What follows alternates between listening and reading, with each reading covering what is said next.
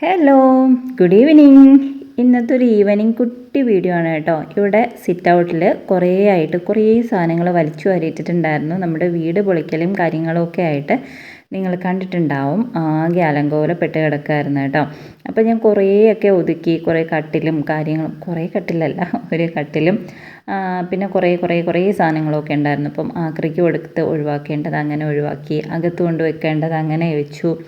പിന്നെ കുറേ സാധനങ്ങൾ അങ്ങോട്ടും ഇങ്ങോട്ടും ഒക്കെ മാറ്റിയും തിരിച്ചും ഒക്കെ വെച്ച് കേട്ടോ. അപ്പോൾ ഒരുവിധം ക്ലീൻ ആയിട്ടുണ്ട്. പിന്നെ അതേ ഇവിടെ കണ്ടോ, കുറച്ച് കാർഡ്ബോർഡ്സും കാര്യങ്ങളും ഒക്കെ വെട്ടി ഞുറുക്കിയിട്ടിട്ടുണ്ട്. ഇതൊക്കെ എൻ്റെ റൈഹുൻ്റെയും പരിപാടിയാണ് കേട്ടോ. ക്രാഫ്റ്റ് വർക്കും കാര്യങ്ങളൊക്കെ ചെയ്യുന്ന ആൾക്കാർ വീട്ടിലുണ്ടെങ്കിൽ ഇതുപോലെ എപ്പോഴും കുറച്ച് കാർഡ്ബോർഡും കത്രികയും പേപ്പറും ഒക്കെ അവിടെ ഇവിടെ കിടക്കും കേട്ടോ. അപ്പോൾ കണ്ടോ പശയും കാര്യങ്ങളും ഒക്കെ. അപ്പോൾ ഞാനതൊക്കെ പറക്കി വേസ്റ്റ് ഇടാനുള്ളത് എങ്ങനെയും ബാക്കിയുള്ളത് ഒതുക്കിയും വെച്ചു. ഇന്നലെ പുറത്ത് പോയിട്ടുണ്ടായിരുന്നു. അപ്പം ഞാൻ എടുത്തുകൊണ്ട് വെച്ച ഹെൽമെറ്റാണ്, അത് ഇവിടെ ഇരിക്കട്ടെ. അപ്പോൾ ഇനി തംബ്നെയിലിൽ നിങ്ങൾ കണ്ടതുപോലെ തന്നെ വീട്ടിന് പുറത്തായ ആളിനെ കാണിച്ചു തരട്ടെ. വേറെ ആരുമല്ല, എൻ്റെ മിഷ്യനാണ് കേട്ടോ. നമ്മളെ പഴയ വീട് പൊളിച്ച് ഇങ്ങോട്ടേക്ക് താമസം മാറിയപ്പോൾ ഇയാൾക്ക് മാത്രം ഈ വീട്ടിൽ സ്ഥാനം ഇല്ലാണ്ടായിട്ടുണ്ട്. എവിടെ ഇടണം എന്നൊരു ഐഡിയ ഉണ്ടായിരുന്നില്ല. അതായത് ഈ വീട്ടിൽ 3 ബെഡ്റൂമാണുള്ളത്. അത് നമ്മൾ യൂസ് ചെയ്യുന്ന റൂമുകളാണ്. അപ്പോൾ അവിടെ ഇടാമെന്നുള്ളൊരു ഐഡിയ ഒക്കെ ആയിരുന്നു എൻ്റെ മനസ്സിലുണ്ടായിരുന്നത്. പക്ഷേ കുറേ കാര്യങ്ങളൊക്കെ സെറ്റ് ചെയ്ത് കാര്യങ്ങളൊക്കെ വന്നപ്പോൾ മിഷ്യൻ്റെ സ്ഥാനം അവിടെ നിന്ന് പുറത്തായി. ഇപ്പോൾ സിറ്റ് ഔട്ടിൻ്റെ സൈഡിൽ താൽക്കാലികമായിട്ട് വെച്ചിരിക്കുകയാണ്. എന്താ ചെയ്യേണ്ടതെന്ന് വലിയ ഐഡിയയും കാര്യങ്ങളൊന്നും ഇപ്പോൾ ഇല്ല. പക്ഷേ എൻ്റെ മനസ്സിൽ വ്യക്തമായിട്ടൊരു പിക്ചറുണ്ട്. എനിക്കായിട്ടൊരു റൂം, എൻ്റെ മിഷ്യനും അതുപോലെ ഹെയർ അക്സസറീസിൻ്റെ സാധനങ്ങൾ, നമ്മുടെ യൂട്യൂബ് വീഡിയോസ് എടുക്കാൻ വേണ്ടിയിട്ടൊരു കുട്ടി സ്റ്റുഡിയോ പോലെയും ഡിസൈനിങ് ചെയ്യാൻ വേണ്ടിയിട്ട്, അല്ലെങ്കിൽ അതിന് വേണ്ടിയിട്ട് കസ്റ്റമേഴ്സ് വരുമ്പോൾ അവർക്ക് കംഫർട്ടബിളായിട്ട് ഉള്ള ഒരു ഏരിയ, ഒരു റൂം, എൻ്റേതായിട്ട് എൻ്റെ സ്വന്തം റൂമെന്ന് പറയാൻ പറ്റുന്നൊരു സംഭവം സെറ്റ് ചെയ്യണം എന്നൊക്കെ മനസ്സിൽ ഞാനിങ്ങനെ കരുതി വെച്ചിട്ടുണ്ട്. ഇൻഷാ അല്ലാഹ് സമയം പോലെ അതൊക്കെ നടക്കുമെന്ന് വിചാരിക്കുന്നു. ഈ മിഷ്യൻ്റെ പിന്നിൽ ഒരുപാട് കഥയുണ്ട് കേട്ടോ. ഒരിക്കലും എൻ്റെ ലൈഫിൽ ഈ ഒരു മിഷ്യൻ വാങ്ങിക്കാനുണ്ടായ ഒരു സാഹചര്യം മരണം വരെ മറക്കില്ല എന്ന് പറയില്ലേ, ആ ഒരു സിറ്റുവേഷനാണ്. നമ്മുടെ എല്ലാവരുടെയും ലൈഫിൽ സന്തോഷം പോലെ തന്നെ സങ്കടങ്ങളുള്ള സമയങ്ങളും ഉണ്ടാവും. എപ്പോഴും അടിപൊളിയായിട്ട് ഹാപ്പി ആയിട്ടൊന്നും ആവില്ല പോകുന്നത്. അതുപോലെ എൻ്റെ ലൈഫിലും എനിക്കൊരിക്കലും മറക്കാൻ കഴിയാത്ത ഒരു സങ്കടമുള്ളൊരു സിറ്റുവേഷൻ ഉണ്ടായിരുന്നു. അപ്പോൾ ആ ഒരു സിറ്റുവേഷനെ ഓവർകം ചെയ്യാൻ വേണ്ടിയിട്ട്, അല്ലെങ്കിൽ എനിക്ക് എൻ്റെ സ്ട്രെങ്ത് ഒന്ന് മനസ്സിലാക്കി തന്ന ഒരു സമയത്ത് ഞാൻ സ്വന്തമാക്കിയിട്ടുള്ളതാണ് ഈ ഒരു മിഷ്യൻ. എനിക്ക് ഒരുപാട് ആഗ്രഹം ഉണ്ടായിരുന്നു ഇങ്ങനൊരു മിഷ്യൻ വേണം എന്നുള്ളത്. മുന്നേ മുതൽ ഒരു 6ാം ക്ലാസ് മുതലൊക്കെ ഞാൻ സ്റ്റിച്ച് ചെയ്യും കേട്ടോ. അമ്മച്ചിക്ക് മിഷ്യൻ ഉള്ളതുകൊണ്ട് പതിയെ അതിൽ സ്റ്റിച്ചിങ് പഠിച്ചിട്ടുണ്ടായിരുന്നു. സ്വന്തമായിട്ട് തന്നെയാണ് പഠിച്ചത്. ഇതുവരെയും എങ്ങും പോയി പഠിച്ചിട്ടോ കാര്യങ്ങളോ ഒന്നുമല്ല. ഇപ്പോൾ ഞാൻ നന്നായിട്ട് ഡിസൈൻ ചെയ്യാറുണ്ട്, സ്റ്റിച്ച് ചെയ്യാറുണ്ട്, പുറത്ത് വർഷങ്ങളായിട്ട് തയ്ച്ച് കൊടുക്കാറുണ്ട് കേട്ടോ. കൂടുതലും തയ്ക്കുന്നത് കിഡ്സിൻ്റെ ഡ്രസ്സുകളാണ്.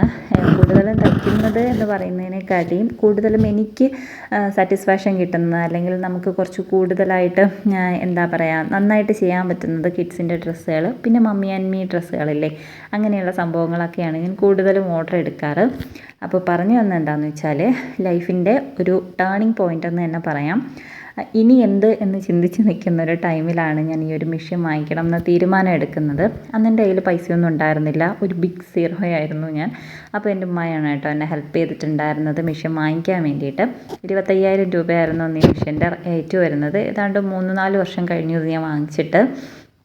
അപ്പോൾ അന്ന് അത് ഉമ്മച്ചി എന്നെ ഹെൽപ്പ് ചെയ്തു. ഞാൻ ആ പൈസ 1 രൂപ പോലും ഇല്ലാണ്ട് തിരിച്ചു കൊടുത്തിട്ടുണ്ട് കേട്ടോ. എൻ്റെ അധ്വാനത്തിൽ നിന്നാണ് ആ പൈസ ഞാൻ തിരിച്ചു കൊടുത്തത്. അതായത് ഈ മിഷ്യൻ കംപ്ലീറ്റ് ആയിട്ട് എൻ്റെ സ്വന്തമാണ്. ഞാൻ അധ്വാനിച്ച് പൈസ ഉണ്ടാക്കി തിരിച്ചു കൊടുത്താണ്. എൻ്റെ ഒരു ആത്മവിശ്വാസം, ഒരു കോൺഫിഡൻസ് ഉണ്ടല്ലോ, നമുക്ക് തിരിച്ചറിയാൻ പറ്റുന്ന ചില സമയങ്ങളുണ്ടാവും ലൈഫിൽ. അങ്ങനെ എനിക്ക് എൻ്റെ സ്ട്രെങ്ത് മനസ്സിലാക്കി തന്നിട്ടുള്ള ഒരു സംഭവം കൂടിയാണ്. ഇത്രയും വലിയൊരു എമൗണ്ട് എന്നെ സംബന്ധിച്ച് അതൊക്കെ വലിയൊരു എമൗണ്ട് ആയിരുന്നു കേട്ടോ അന്ന്. അപ്പോൾ അതെനിക്ക് തിരിച്ചു കൊടുക്കാൻ പറ്റുമോ ഇല്ലയോ എന്നുള്ളൊരു ഡൗട്ടും കാര്യങ്ങളൊക്കെ ഉണ്ടായിരുന്നു വാങ്ങിക്കുന്ന സമയത്ത്. പക്ഷേ എന്തോ ഒരു ധൈര്യത്തിൽ ഞാൻ ഓക്കെ ഇല്ല, അതെനിക്ക് വേണം, ഇതുണ്ടെങ്കിൽ എനിക്ക് മുന്നോട്ട് പോകാൻ പറ്റും, ഇതാണ് എൻ്റെ മേഖല എന്നൊക്കെ തോന്നിയ ഒരു സമയത്താണ് ഞാനിത് സ്വന്തമാക്കുന്നത്. അതുപോലെ തന്നെ ഒരു വാശിയുടെ പുറത്ത് ഞാൻ ആ പൈസയൊക്കെ തിരിച്ചു കൊടുക്കാൻ വളരെ ചെറിയ സമയം കൊണ്ട് തന്നെ ഞാൻ തിരിച്ചു കൊടുത്തിട്ടുണ്ട് കേട്ടോ. അപ്പോൾ അത്രയും ആത്മബന്ധം എനിക്ക് ഈ ഒരു മിഷ്യനുമായിട്ടുണ്ട്. ലൈഫ് ലോങ് ഞാനിത് വാങ്ങിക്കാനുണ്ടായ സാഹചര്യം മറക്കില്ല. ഒരിക്കലും എന്താ പറയുക, എന്നെ ഞാനാക്കി തീർത്തൊരു സാഹചര്യം. അല്ലെങ്കിൽ എന്താ പറയുക, നമുക്ക് നമ്മളെ മനസ്സിലാവുമല്ലോ, ചില സമയങ്ങളിൽ നമ്മളെപ്പോഴും ഒരു കംഫർട്ട് സോണിലായിരിക്കും ഉണ്ടാവുന്നത്. അത് ബ്രേക്ക് ചെയ്ത് പുറത്തോട്ട് വരുന്ന ചില മുഹൂർത്തങ്ങളുണ്ടാവും. അതിൽ പ്രധാനപ്പെട്ടതാണ് ഞാനിപ്പോൾ പറഞ്ഞൊരു സംഭവം. എന്താണ് കാര്യം എന്നൊന്നും ഞാൻ പറയുന്നില്ല, അത് കഴിഞ്ഞു പോയ കാര്യമാണ്. പക്ഷേ ഈ ഒരു മിഷൻ അതിൻ്റെ ഒരു എന്താ പറയുക, സ്മാരകമായിട്ടെന്നോ ഓർമ്മയ്ക്കായിട്ടെന്നൊക്കെ പറയാം. അപ്പോൾ ഇതിനെ എനിക്ക് അത്രയും ഭംഗിയായിട്ട് ഒരിടത്ത് പ്ലേസ് ചെയ്യണമെന്ന് നല്ല ആഗ്രഹമുണ്ട്. എൻ്റെ ഒരു വരുമാന മാർഗ്ഗം കൂടിയാണ് കേട്ടോ ഈ ഒരു മിഷൻ.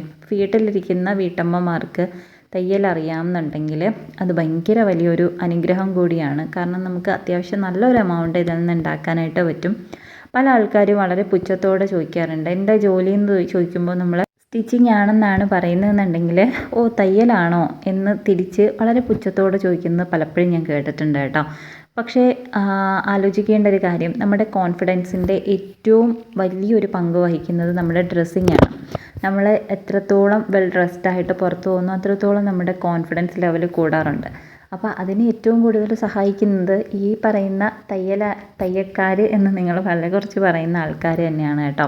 സ്റ്റിച്ചിങ് ഞാൻ മനസ്സിലാക്കിയിടത്തോളം ഏറ്റവും നമുക്ക് നന്നായിട്ട് വീട്ടിലിരുന്ന് ചെയ്യാൻ പറ്റുന്ന, ഒരുപാട് കെയർഫുള്ളായിട്ട് ചെയ്യേണ്ട, അല്ലെങ്കിൽ കുറേ കണക്കും കാര്യങ്ങളൊക്കെ വെച്ചിട്ട് നമുക്ക് ചെയ്യേണ്ട ഒരു പരിപാടിയാണ്. അതിന് കുറച്ച് ഇൻട്രസ്റ്റും കുറച്ച് ക്ഷമയും കാര്യങ്ങളും കുറച്ച് ക്രിയേറ്റിവിറ്റിയും ഒക്കെ ഉണ്ടെങ്കിൽ മാത്രം ചെയ്തെടുക്കാവുന്ന ഒരു കാര്യമാണ് കേട്ടോ. അപ്പോൾ എനിക്ക് ഭയങ്കര ഇഷ്ടമാണ്, ഞാൻ ഭയങ്കര അഭിമാനത്തോടു കൂടി പറയുന്ന ഒരു കാര്യമാണ് ഞാനൊരു ഡിസൈനറാണ് എന്നുള്ള കാര്യം.